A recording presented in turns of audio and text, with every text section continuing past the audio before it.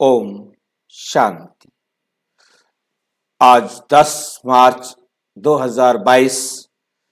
आज की साकार मुरली रंगीन बड़े बड़े अक्षरों में पढ़ें, सुने और मंथन करें।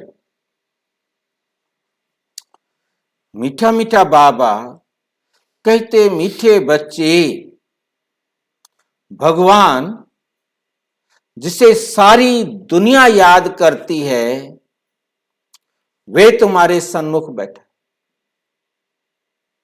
वे तुम्हारे सन्मुख बैठा है। तुम ऐसे बाप से पूरा वर्षा ले लो, भूलो मत, भूलो मत। प्रश्न, बाप की श्रीमत पर यथार्थ चलने की शक्ति किन बच्चों में रहती है? किन बच्चों में रहती है? उत्तर, जो अपना सच्चा सच्चा पोता मेल बाप को सुनाकर हर कदम पर बाप से राय लेते हैं, बाप से राय लेते हैं। बाप से राय ली तो, बाप से राय ली तो उस पर चलने की शक्ति भी मिल जाती है, चलने की शक्ति भी मिल जाती है। बाप बच्चों को श्रीमत देते हैं, बच्चे उस कमाई के पीछे ये कमाई मिस नहीं करो, ये कमाई मिस नहीं करो। क्यों? क्यों नहीं करो? क्योंकि वह पाई पैसे की सारी कमाई खत्म होने वाली है। हर बात में श्रीमत लेते बहुत खबरदार रहो, संभल कर चलना है, अपनी मत नहीं चलानी है, अपनी मत नहीं चलानी है। गीत, छोड़ भी दे आकाश सिंहासन, आजा रे इस धरती पर। ओम शांति। अभी बच्चे सम्मुख बैठे हैं, किसके?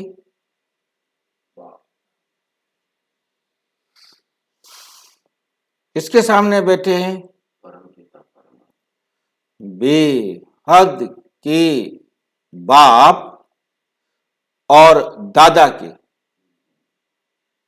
किसके सामने बैठे हैं? बेहद बाप और दादा, बेहद के बाप, सारी आत्माओं का बाप और सारी जीव आत्माओं का दादा, सारी जीव आत्माओं का दादा। ये बड़ी वंडरफुल चीज है,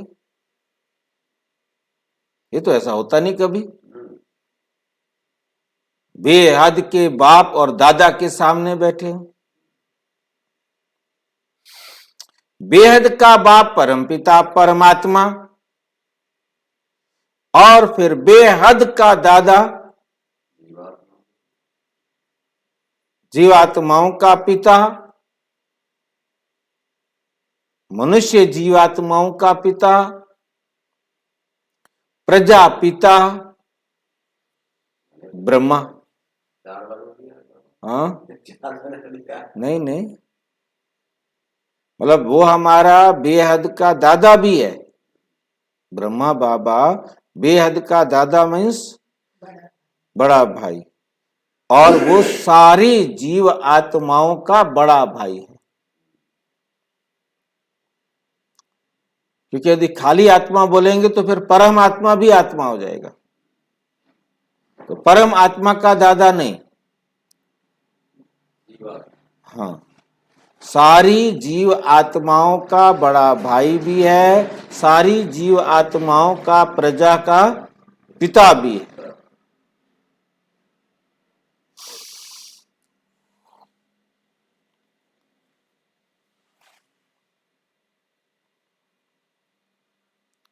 दोनों सन्मुख बैठे हैं, अब इधर से पूछ रहे, दोनों सामने बैठे हैं, किसके सामने बैठे हैं दोनों? बच्चों के, आत्माओं के सामने बैठे हैं।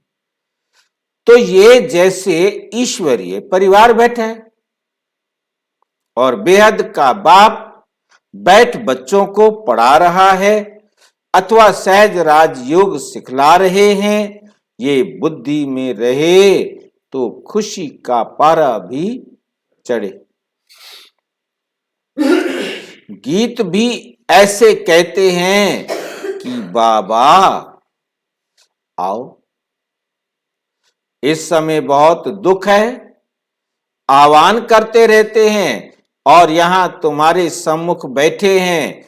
तुम जानते हो बेहद का बाप इस दादा द्वारा हमको पढ़ा रहे हैं, हमको पढ़ा रहे हैं। बच्चों में भी नंबरवार पुरुषार्थ अनुसार बुद्धि में निश्चय है।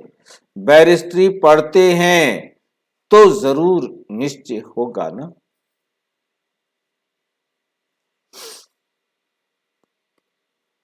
ये हमको बैरिस्ट्री पढ़ाते हैं, फलाना सर्जन हमको सर्जरी सिखला रहे हैं। ये ऐसी वंडरफुल चीज है कि अभी अभी कहते हैं हमको पक्का निश्चय है, हमको पक्का निश्चय है। बेहद का बाप निराकार हमको पढ़ाते हैं, राजयोग सिखलाते हैं। अभी अभी कहां बाहर दूर गए तो निश्चय टूट पड़ता है, तो निश्चय टूट पड़ता है। वंडर है ना। भगवान जिसको सारी दुनिया याद करती, वही बच्चों के सम्मुख बैठ कहते हैं, बच्चे अब अच्छी रीति बाप को याद करो और बाप से वर्षा ले लो। समझते भी हैं, फिर सेकंड में भूल जाते हैं। तुम बेहद के बाप के सम्मुख बैठे हो और श्रीमत पर चलना होता है कदम कदम पर, लेकिन चलेंगे वही जिनका सारा समाचार बाप को मालूम हो। पूरा पता नहीं होगा तो वो नहीं चलेंगे। बच्चों को की रहनी करनी आदि का पूरा समाचार बाप के पास आना चाहिए, तो बाप को भी मालूम पड़े और उस रीति फिर समय प्रति समय राय देते रहे। कदम कदम पर श्रीमत लेनी पड़े। ये है गॉड फादरली यूनिवर्सिटी, ये है गॉड फादरली यूनिवर्सिटी। इसमें अच्छी रीति पढ़ना है, ऐसे नहीं आज पढ़ा फिर कब कोई काम पड़ा तो पढ़ाई छूट दी। भाई काम जरूरी है, बाबा तो अपना बैठा है, बाप है, कोई बात नहीं, कल पढ़ लेंगे। सारी पढ़ाई आज पढ़नी है क्या? वे सब काम है पाई पैसे के। इस दुनिया में मनुष्य जो भी कमाई करते हैं वो कोई रहने वाली नहीं है। कर लो कितनी कमाई करनी है, रहने वाली नहीं है, सब खत्म हो जाने वाली है। बाप कमाते हैं बच्चों के लिए, समझते हैं पुत्र पोत्रे पर पोत्रे खाते रहेंगे। फिर बच्चा जब बाप बनेंगे तो वे अपने बच्चों के लिए कोशिश करेंगे। अब तो विनाश सामने खड़ा है, अब तो विनाश सामने खड़ा है। तो बाप को जब बच्चों के पोते पोता मेल का मालूम पड़े तब तो मत दे। कदम कदम पर पूछना पड़ता है, ऐसे नहीं कोई विकर्म हो जाए। ये है बेहद का घर। बाप ऐसे बैठ समझाते हैं, बाप ऐसे बैठ समझाते हैं जैसे हू बहू हद के घर में लौकिक बाप समझाते। सब बच्चे जानते हैं हम ब्राह्मण हैं। कोई से पूछो भगवान तुम्हारा क्या लगता है, भगवान तुम्हारा क्या लगता है, तो कहते हैं ये तो सबका बाप है, कहते हैं ये तो सबका बाप है। फिर पूछो वो कहां रहते हैं, तो कह देते सर्वव्यापी है। बेहद के बाप को नहीं जानते। बाप बच्चों में होता है क्या, बाप बच्चों में होता है क्या।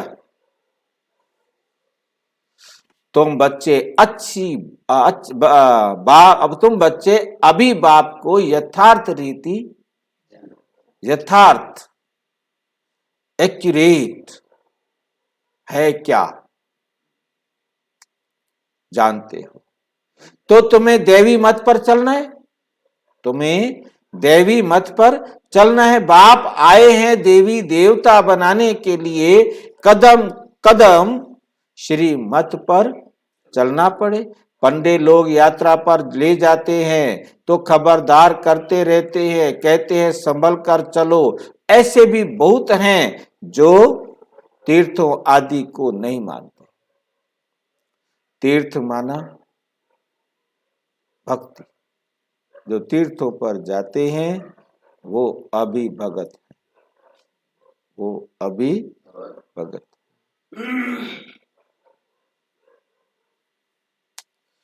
तीर्थों को ना माना गोया भक्ति को नहीं मानता। भक्ति मार्ग आधा कल्प चलता है, भक्ति मार्ग आधा कल्प चलता है। भगवान की खोज करते रहते हैं, बहुत भावना रखते हैं, शिव के आगे बहुत जाते हैं, समझते हैं भगवान का दीदार हो जाए, भगवान का दीदार हो जाए। क्योंकि इन मूर्तियों को भगवान समझ लिया, उनके दर्शन करने के लिए जाते हैं। कहते हमारे घर वाली मूर्ति पता नहीं ठीक है कि नहीं है, वो मंदिर में रखे ना उसमें प्राण डाल दिए हैं पंडितों ने, मंत्र पढ़ पढ़ के प्राण डाल दिए हैं। कितना बुद्धू बनाते हैं। हाँ। दर्शन करके आए साक्षात, बहुत अच्छा। वो तो खैर ड्रामा है, साक्षात्कार तो हो जाता है ना, तो बहुत खुश हो जाते हैं कि हमने भगवान के दर्शन कर लिए। समझते हमको भगवान मिल गया, बस कृष्ण मिल गया, ये भावना है। ये क्या है, भावना। हनुमान मिल गया, ये भी भावना। बाकी वो तो पत्थर की मूर्ति है। बस अब तो हमारी मुक्ति हो गई, दर्शन कर लिए, अब हमारी मुक्ति हो गई। चारों धाम की यात्रा कर ली, चारों धाम में भगवान को देख लिया, अब हमारे को भगवान मुक्ति देगा। परंतु मुक्ति तो कोई की होती नहीं, टेम्परेरी मुक्ति मिलती है जब हिसाब किताब बराबर हो गया, 1 साल में वापस इस जमीन पे आना पड़ेगा। उन शास्त्रों में भी लिखा है जब देवताओं के, वो समझते देवता स्वर्ग में रहते हैं, जब देवताओं के पुण्य क्षीण हो जाते हैं वे भी जन्म लेते, वे भी क्या करते हैं, फिर जन्म लेते हैं। अब ये नहीं समझ में आया कि वो देवताओं के पुण्य क्षीण कब होते हैं, कैसे होते हैं। वो समझते देवता ऊपर रहते हैं, देवता इस पृथ्वी पर नहीं रहते, देवताएं ऊपर रहते हैं। उन्हें ये नहीं मालूम कि इसी धरती पर जब सतयुग त्रेता होता है तो देवता होते हैं, द्वापर कलयुग होता है तो। यही बात कुरान में, बाइबल में लिखी गई कि जब देवता विकारी बने तो उनको जन्नत से नरक में गिरा दिया गया। बात तो वही है, मतलब ये बात सभी धर्मों में है कि जब वो गंदे बने, विकारी बने, तो उन्हें जन्नत से, स्वर्ग से नरक में डाल दिया गया। उन्हें ये नहीं पता कि ये धरती के जब टुकड़े टुकड़े हुए, जन्नत से यही धरती ही नरक बन गई। अब बाप अच्छी रीति बैठ समझाते हैं, मीठे बच्चे अब एक तो सबको बाप का परिचय दो। इस समय सब निधन के हैं। क्या है? निधन के। तुम भी निधन के थे, तुम भी निधन के थे। अब बाप द्वारा तुम सब कुछ जानते हो। कहते हैं ना, हम नीच पापी, भला ऐसा नीच किसने बनाया? किसको भी मालूम नहीं।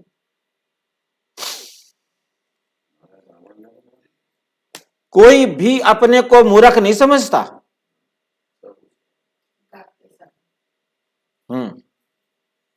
गाते सब है, मैं मूर्ख खल कामी, तो उसको कहो कि तू मूर्ख है, ऐसे क्यों बोल दिया भाई? सा जाता है। ये ड्रामा अनादि बना हुआ है। सबको नीचे जाना ही है, भ्रष्टाचारी बनना ही है।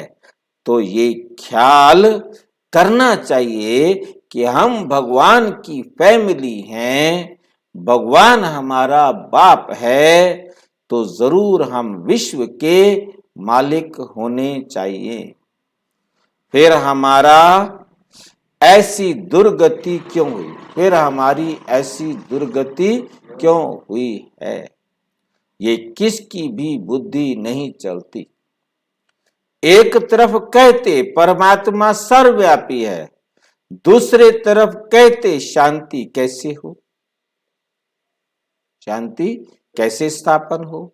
मूंझ पड़े हैं, कॉन्फ्रेंस करते रहते हैं, समझाने से भी समझते नहीं। उन्हों को समझना है अंत में, उन्हों को समझना है अंत में। तुम बच्चों को योग में रहकर कर्मातीत बनना है। तुम ही संपूर्ण निर्विकारी थे, फिर बनना। बाकी जो इतने धर्म हैं वे सतयुग में नहीं होंगे। बाकी जो भी इतने धर्म हैं वे सतयुग में नहीं होंगे। जो सतयुग में थे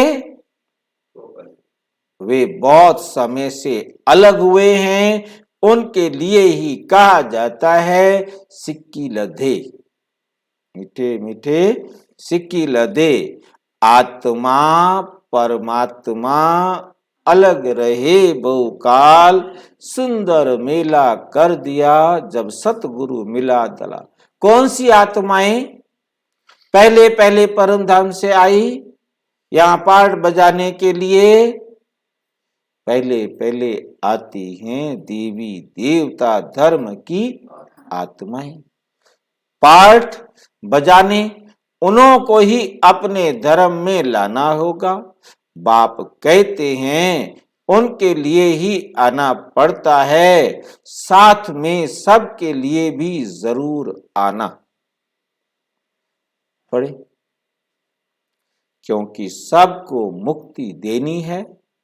अब देवता धर्म है नहीं, उनका ही सैपलिंग लगना है। कोई किस धर्म में, कोई किस धर्म में चले गए हैं। भाई धर्म के बंटवारे क्यों हो रहे हैं? आप तो सबको एक ही सूत्र है बाबा ने सबको एक पाठ पढ़ाया। सतयुग में वही आए जिन्होंने वो पाठ पढ़ा था, जिन्होंने मेहनत करके अपने आप को 100% शुद्ध बनाया था। बाबा कहते मैं सबको सिखाता तो हूं राजयोग, परंतु प्रजा योग अपने आप ही सीख जाते, क्योंकि अपनी कर्म इंद्रियों के पूरे राजा नहीं बनते तो प्रजा बन जाते। तो इस प्रकार से जो पूरी तरह बाबा पर निश्चय नहीं कर पाते वे फिर द्वापुर में, क्योंकि जैसे मैं मुरली सुना रहा हूं, मेरी मुरली सबको तो अच्छी नहीं लगती। दीदी सुना रही है, दादी सुना रही है, आज दुनिया भर में कितने भाई बहन मुरली सुना रहे हैं, टेलीविजन में देख लो, यूट्यूब में देख लो। अब सबकी मुरली तो सबको अच्छी नहीं लगती। जो जिस परिवार का होगा उसको उसी की मुरली अच्छी लगेगी। हाँ, यही तो धर्म बन गया।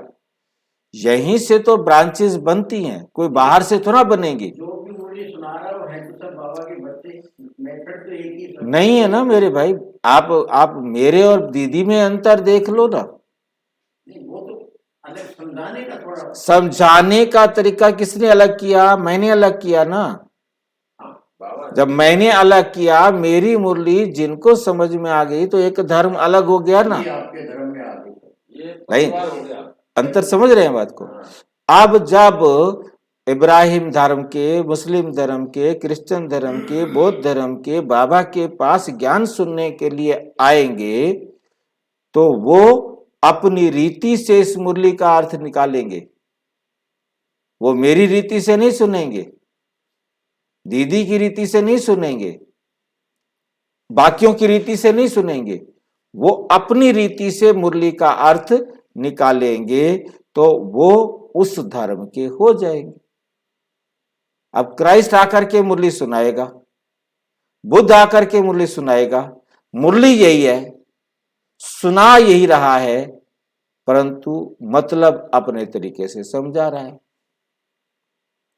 धर्मों के बंटवारे, वो अपना मतलब क्यों लगा रहा है, उसी को क्यों नहीं रखता? अपना का पाठ है, नहीं बात देखिए, एक बात का अर्थ लेना अपना अपना है ना। मैं उसी बात का अर्थ अलग ले रहा हूं, आप उसी बात का अर्थ अलग ले रहे हो। तो आपको जो समझ में आ रहा है वो आगे आप बताएंगे, मुझे जो समझ में आ रहा है मैं बताऊंगा। बाबा की यही तो वंडरफुल बात है कि बातें बाबा ऐसे समझाते हैं जो अलग अलग अर्थ निकालकर अलग अलग शाखाएं बन जाएं। अभी आपने आज की मुरली में बताया आत्मा और जीव आत्मा। हाँ जी। जीव आत्मा का बाप ब्रह्मा, हाँ, और आत्मा का शिव। हाँ जी। तो ये आत्मा और ये जीव अलग अलग है। हाँ यही जी, ठीक है ठीक है, एक मिनट आप समझो इसको। आत्मा में जीव नहीं है क्या? नहीं, आत्मा में जीव सुनो नहीं। सुनो, जीव कहा जाता है शरीर को। जीव में जब आत्मा आती है तो इसे कहते हैं सजीव। जीव आत्मा, जो हमारा आत्मा वाला चित्र है ना, उसमें आप ध्यान से देखेंगे, जीव जमा आत्मा, जीव आत्मा, ठीक है कि नहीं।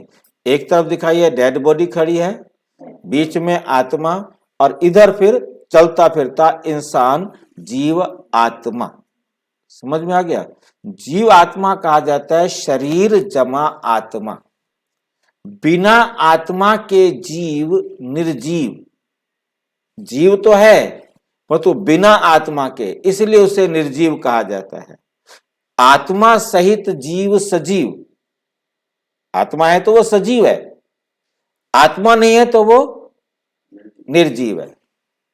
अब अंतर समझ में आया। आत्मा सहित जीव सजीव, आत्मा रहित जीव निर्जीव। अब दुनिया वालों ने गलती से आत्मा को जीव कह दिया कि इसका जीव ही निकल गया। अब ये अज्ञानता है। अब ये कह देने के कारण डिक्शनरियां भी खराब हो गई। डिक्शनरी में भी लिख दिया जीव आत्मा माना जीव, जीव माना आत्मा। डिक्शनरी भी गलत हो गई। अब ये ठीक कौन करे? ये सिवाय बाप के और कोई ठीक नहीं कर सकता। बड़े बड़े संत भटके बैठे हैं, उनका भी कोई कसूर नहीं, क्योंकि उनको उनके बड़े गुरुजी ने ऐसे बता दिया। अब बाबा ही आकर के एक एक बात को ठीक कर रहा है। अब हम उनको कहे वो नहीं मानेंगे, बहस करने की जरूरत नहीं है। या तो आपको अच्छी तरह समझ में आया, मेरे पास कोई आया तो मैं उसे समझा सकता हूं। आपको यदि अच्छी तरह समझ में आएगा तो आप उसको समझा सकते हो, नहीं तो आपको हंस करके बुद्ध बना के भगा देगा। क्योंकि 10 जने इकट्ठे हो गए, क्या गया, जीव और आत्मा एक ही बात होती है, बड़ा आ गया ये पता नहीं कहां से चौधरी बन के, वो हंस देंगे। और आपको, क्योंकि आपको स्पष्ट नहीं है, आप क्या करेंगे? आपको हार माननी पड़ेगी भाई। वहां से तो मैं जाता था वहां से, हाँ नहीं बिल्कुल, यही बात है कि क्लियर करना बहुत जरूरी है। हम हंसवा के आए हैं ना, हमारे ऊपर हंसते थे। ये तो बाबा ने बाद में आके फिर समझा, तो फिर बाद में समझ में आया, अच्छा हमें स्पष्ट नहीं था उस टाइम पर ना। जो बात नहीं पता थी तो वो तो हंसेंगे ना, उनको तो मौका मिलता है ना। ये धर्म की स्थापना कितनी वंडरफुल है। तब तो कहते हैं प्रभु तेरी श्रीमत गत सदगति की बड़ी गुह्य वंडरफुल बात है। गुह्य भी है, वंडरफुल भी, जो कोई समझ नहीं सकता, सारे समझ नहीं सकते। देवी देवता धर्म की स्थापना कैसे होती है? इतना समय जो पतित देह अभिमानी बन पड़े हैं, उनके लिए फिर देही अभिमानी बनना है। जो देह अभिमानी बन गए तो अब क्या बनना है? देही अभिमानी बनना। इसमें मेहनत तो लगती है। अब 63 जन्म से हम अपने आप को शरीर समझते आ रहे हैं, अब हमें बाबा आकर कहता है कि अपने को आत्मा समझो। मेहनत तो लगेगी, थोड़े से जन्म इसमें मेहनत लगती है। घड़ी घड़ी भूल जाते, अभी अभी बाबा समझाते हैं, मान भी लेते हैं, दरवाजे से बाहर निकलते हैं, फिर भूल जाते हैं। बाबा कहते बच्चे उठते बैठते मुझे याद करो, मेरी श्रीमत के अनुसार चलो, देखो सुनो सोचो करो। विकर्मों का बोझा तुम्हारे ऊपर बहुत है। सुख भी तुमने बहुत देखा है, दुख भी तुमने बहुत देखा है। अब फिर दुख से तुमको सुख में ले जा रहा हूं, तो श्रीमत पर चलना पड़े। और फिर औरों को भी याद दिलाते हैं। सृष्टि चक्र का राज समझाना बड़ा सहज है। उनको ही त्रिकालदर्शी कहा जाता है। बाबा ने समझाया है, बोलो भगवान के तो तुम बच्चे हो ना। भगवान है स्वर्ग का रचयिता, तो भगवान से जरूर स्वर्ग का वर्षा मिलना चाहिए। ये बात तुम ही जानते हो और तुम ही पूछ सकते हो। कहते हैं ईश्वर ने पैदा किया तो तुम ईश्वर के वारिस होने चाहिए ना। ईश्वर बाप स्वर्ग का रचयिता, फिर तुम नरक में क्यों पड़े हो? फिर तुम नरक में क्यों पड़े हो? यह तो तुम जानते हो हम पहले स्वर्ग में थे, रावण ने हमको नरक में ढकेला है। रावण क्या चीज है ये भी कोई नहीं। तुम याद दिला सकते हो भारत ही प्राचीन स्वर्ग था और भारतवासी स्वर्ग के मालिक थे।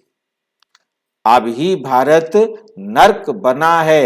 ये खेल बना हुआ है, खेल बना हुआ है। राम राज्य और रावण राज्य आधा आधा है, आधा आधा है। यही खेल है।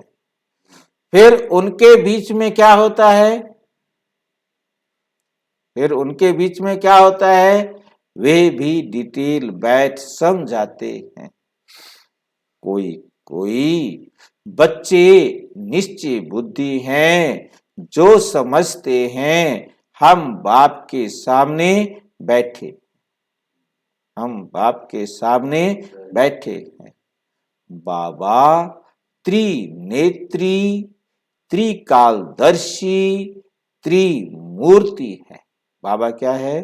त्रिनेत्री है, त्रिकालदर्शी है, त्रिमूर्ति है। ब्रह्मा विष्णु शंकर का भी रचयिता है। त्रिमूर्ति शिव के बदले त्रिमूर्ति ब्रह्मा का नाम रहा। शिव बाबा अपने 3 कार्य इन 3 मूर्तियों के द्वारा करते हैं और ये तीनों मूर्तियां भी क्या हैं? सूक्ष्म, सूक्ष्म। जिसमें से 2 तो शरीर धारण दिखाई देते, एक तो कभी शरीर धारण नहीं करता। कौन शरीर धारण नहीं करता? शंकर। ब्रह्मा सो विष्णु व श्री कृष्ण। जब ब्रह्मा से विष्णु बना तो कृष्ण के रूप में शरीर लिया ना। ब्रह्मा का भी शरीर है, विष्णु व श्री कृष्ण का भी शरीर है, परंतु शंकर का शरीर नहीं।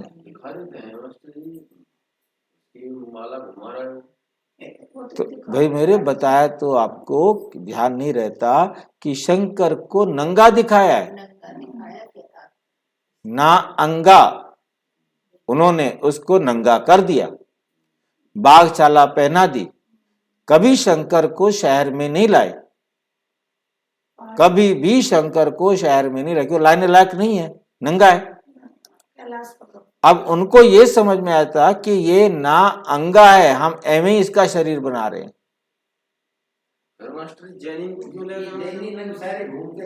इसीलिए तो भाई जी के ना अंगा संस्कृत में लिखा गया, ना अंगा। तो संस्कृत में 2 शब्द जब आपस में जुड़ते हैं, ना अंगा जोड़ेंगे तो क्या बनेगा? नंगा। तो उन्होंने कह दिया हम नंगे पैदा हुए थे, नंगे रहेंगे। इसी कारण शंकर को भी नंगा बनाया, इसको कपड़े नहीं पहनाए, एक बाघ छाला पहना दी ताकि चित्र कैसे खड़ा करे इसका। नहीं तो ये भी जैनी बाबा हो गया। ये वही तो बता रहा हूं भाई जी, ये उन्होंने अपनी तरफ से जोड़ दिए, कहानियां घड़ दी हैं। ज्ञान का डमरू आकर के शिव बाबा ने बजाया, उन्होंने शंकर को डमरू किस लिए दे दिया उसको? भाई क्या करेगा जंगल में बैठ के डमरू का? शंकर को त्रिशूल क्यों दे दिया? बोला जंगल में रहता है ना, कोई शेर शार आ जाए तो उसको मारना पड़ जाए। अब इसको भी शेर का डर, भगवान को भी शेर का डर, शेर को मारना पड़े उसे, क्या नहीं? बोले ये सारी बातें प्रतीकात्मक उनके साथ जोड़ दी बस। अब त्रिमूर्ति का रचयिता ब्रह्मा कैसे हो सकता है? ब्रह्मा कैसे तीन मूर्तियां दिखा सकता है? तो उन्होंने क्या किया कि ब्रह्मा को तीन मुख लगा दिए, तीन मुंह बना दिए। बोले त्रिमूर्ति तीन मुंह, इसलिए तीन मूर्ति नाम भी रख दिया। फिर चार मुंह दिखा दिए। बोले चार मुंह क्यों कर दिए? त्रिमूर्ति था। बोले जी इसने ज्ञान सुनाया चारों तरफ गया, इसलिए चार मुंह है। फिर एक ने कह दिया पांच मूर्तियां है भाई ब्रह्मा की, पांच मुख वाला, जैसे हनुमान है ऐसे पांच मुख वाला ब्रह्मा भी बना दिया। बोले ये क्यों बना दिया? बोले जिसको विकार आया, ये अपनी बेटी को ही गंदी नजर से देखता था, बेटी चारों दिशाओं में छुपती फिरी, वहां पर देखा कि ये तो मेरे चारों तरफ गंदी नजर से देखता है, आकाश में चली गई तो उसने पांचवा मुंह आकाश में भी निकाल लिया, ऊपर भी। बोले ये मेरे बस की ना है बचना, तो ये ले बच्चे पैदा कर दिए। और क्या गपोड़े बना दिए। मतलब एक एक गपोड़े का अर्थ अब हमें समझ में आता है, हमने उनको पढ़ा है, अब इसी के आधार पर दुनिया वाले गपोड़े बना रहे हैं, उसका क्या कर सकते हैं। गाते भी हैं ब्रह्मा द्वारा स्थापना, शंकर द्वारा विनाश तथा रचयिता द्वारा दूसरा कोई होगा ही नहीं। तो रचयिता तो कोई और हो नहीं सकता। इतनी छोटी बात को भी कोई समझते नहीं है। शिव बाबा ब्रह्मा द्वारा स्वर्ग का वर्षा देंगे और क्या देंगे? विष्णुपुरी कौन स्थापन करते हैं? बाप विष्णुपुरी अर्थात लक्ष्मी नारायण का राज्य स्थापन कर रहे हैं, ये भी किसको मालूम नहीं है। विष्णु का अलग चित्र बनाए, उनको नर नारायण कहते हैं, और लक्ष्मी नारायण का फिर अलग अलग बना दिया है। चित्र कैसे वंडरफुल बना हुआ है। तुम बच्चों को प्रदर्शनी में समझाना होता है, प्रदर्शनी हो और बच्चे अपने ही धंधे में लगे रहें तो थोड़े ही समझेंगे कि इसने बाबा को पहचाना है। मतलब प्रदर्शनी लगी हुई हो और बच्चे अपने धंधे में लगे हुए हो, तो बाबा समझ जाता है इसको पता नहीं है, इसके पास ज्ञान, इसको समझ में आ गया होता तो ये जाके समझाता। ये खुद ही पूरा समझा हुआ नहीं है तो क्या समझाए। तब तो सर्विस पर नहीं भागते।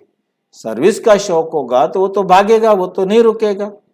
नहीं तो झट सर्विस पर भागना चाहिए। अंधों की लाठी ना बने तो गोया खुद ही अंधे, तो गोया खुद ही अंधे हैं, बाबा को जानते नहीं। किसको कहना थोड़े ही होता है कि तुम सर्विस पर जाओ, आप पे ही आना चाहिए। अब हम सर्विस पर जा सकते हैं, आप परमिशन दो। बाबा जानते हैं कौन कौन सर्विस कर सकते हैं। ऐसा कोई लिखता नहीं है, ऐसा कोई लिखता नहीं है कि बाबा हम रेडी हैं। मनुष्य को कोड़ी से हीरे जैसा बनाना है। अगर 10, 20, 50 रुपया नहीं कमाया तो क्या हुआ भाई? सेवा में लगा दिया समझो आपने, या तो कमा के सेवा में लगाते। अब नहीं कमाया तो आपने सेवा कर दी, तो बात एक हो गई ना। बहुतों का कल्याण करना है परंतु पूरी पहचान नहीं। कोटों में कोई जानते हैं, हमारे पास भी थोड़े बच्चे हैं सर्विसेबल, जिनको टेलीग्राम करके बुलाना पड़ता है। पहले टेलीग्राम होते थे ना, फटाफट अभी टेलीग्राम किया और अभी अभी वहां पहुंच गया और अभी अभी वो आ गया, क्योंकि टेलीफोन की सुविधा नहीं होती थी। आप पे ही नहीं कहते हैं बाबा हम तैयार है। बाबा देखते हैं किसको सर्विस का शौक है। मनुष्य जो जानवर मिसल बन पड़े हैं उनको देवता बनाना है। तुम बच्चों को निरहंकारी बनना है। हेड में तो बड़ी नम्रता चाहिए। बाप कितना निरहंकारी है। कोई कोई बच्चों में बहुत अहंकार है, जैसे कर्म मैं करूंगी मुझे देख और भी करेंगे। उसका दंड उनकी अवस्था गिर पड़ी। बाबा कहते हैं बच्चे तुम्हें सब कुछ अपने हाथ से करना है। बाबा कैसे साधारण रीति से पढ़ाते हैं। मनुष्य तो समझते हैं वे सर्वशक्तिमान है क्या, ने क्या नहीं कर सकता। परमात्मा क्या है, सर्वशक्तिमान है, क्या नहीं कर सकते। परंतु बाबा कहते हैं मुझे तो सर्वेंट बनकर आना पड़ता है। अब नौकर सब कुछ कर सकता है। कहते भी हैं हे ज्ञान के सागर पतित पावन आओ, सुख के सागर आओ, आकर हम पतितों को पावन बनाओ। अब तुम्हारा मैं नौकर बना हूं, तुमने मुझे नौकरी दी है पतित से पावन बनाने की। अब मैं और क्या काम करूंगा। बाप को आकर ऐसी सर्विस करनी पड़ती है, कहाँ आकर रहना पड़ता है, कैसे कैसे विघ्न पड़ते हैं। लाखा भवन को भी आग को आग लगाते थे। किसके भवन को, क्या कौन सा है लाखा भवन, हाँ जी, पांडवों के लिए बनाया था ना, पांडवों के लिए बनाया था लाख का भवन। परंतु वास्तव में लाख का नहीं बनाया था, किसका बनाया था, वास्तव में प्रैक्टिकल में किसका था, लेखराज का। लेखराज के मकान को आग लगाने आए थे। उन्होंने लेख से लाखा, लाखा से लाख, और क्या कहानी घड़ के रख दी। ठीक है, सभी प्रैक्टिकल में हो रहा है। तो वास्तव में लगाई थी भाई। हाँ, दादा लेखराज के मकान को आग लगाई थी पाकिस्तान में। हाँ, बाबा तो सारे पाठ को जानते हैं, हम नहीं जानते। बाप कहते हैं मुझे आना पड़ता है, भगवान खुद कहते हैं मुझे गाली खानी पड़ती है। सबसे जास्ती गाली मैं ही खाता हूं। भक्ति मार्ग में भी गाली ही देते हैं। 3 पैर पृथ्वी के भी नहीं मिलते, 3 पैर पृथ्वी के भी नहीं मिलते, फिर भी कितना निरहंकारी पने से पाठ बजा रहे हैं। मम्मा बाबा बच्चों को सिखलाने के लिए सब कुछ करते हैं। कितना नीचे उतरना पड़ता है, कितना नीचे उतरना पड़ता है। बाबा कहते पतित शरीर पतित दुनिया में आकर मुझे तुम्हें पावन, पतितों को पावन बनाना है। मूत पलीती कपड़ों को धोना है, तो धोबी भी हूं, नौकर भी हूं, सुनार भी हूं। रोजाना ठुक ठुक ठुक ठुक करके तुम्हारे सर्जन भी हूँ, और सबको गला गला कर सच्चा सोना बनाते। अच्छा अच्छा, मीठे मीठे सिक्की लदे बच्चों प्रति माता पिता बाप दादा का याद प्यार और गुड मॉर्निंग। रूहानी बाप की रूहानी बच्चों को नमस्ते। हम रूहानी बच्चों की रूहानी बाप दादा को नमस्ते नमस्ते। धारणा के लिए मुख्य सार नंबर 1, बाप समान निरंकारी नम्र चित्त बनना है। अपनी सेवा अपने हाथ से करनी है, किसी भी बात में अहंकार नहीं दिखाना है। सर्विस के लिए सदा तैयार रहना है। सर्विस के लिए स्वयं को आप पे ही ऑफर करना है। कोड़ी जैसे मनुष्यों को हीरे जैसा बनाने की सेवा करनी है। वरदान, संपन्नता के आधार पर संतुष्टता का अनुभव करने वाले सदा तृप्त आत्मा भव। जो सदा भरपूर व संपन्न रहते हैं वे तृप्त होते हैं। चाहे कोई कितना भी असंतुष्ट करने की परिस्थितियां उनके आगे लाए, लेकिन संपन्न तृप्त आत्मा असंतुष्ट करने वाले को भी संतुष्टता का गुण सहयोग के रूप में देगी, सहयोग के रूप में देगी।